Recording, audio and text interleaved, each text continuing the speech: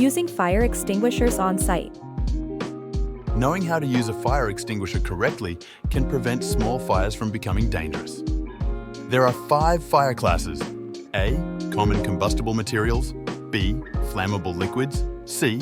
Electrical equipment, D. Combustible metals, and K. Commercial cooking appliances. Use the appropriate fire extinguisher for each class. Use the pass technique. Pull the pin, aim low, squeeze the handle, and sweep from side to side. Prioritize your safety and evacuate in the case of a large or spreading fire. Stand at a safe distance from the fire and have a clear exit route. Activate the fire alarm and communicate with your team during emergencies. Monthly inspections are necessary to ensure fire extinguishers are in good working condition.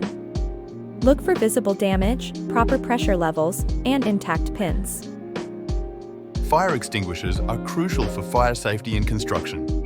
Know the fire classes, select the right extinguisher, and follow the pass technique. Working together creates a safer work environment. Stay safe and make sure to report any concerns to your supervisor.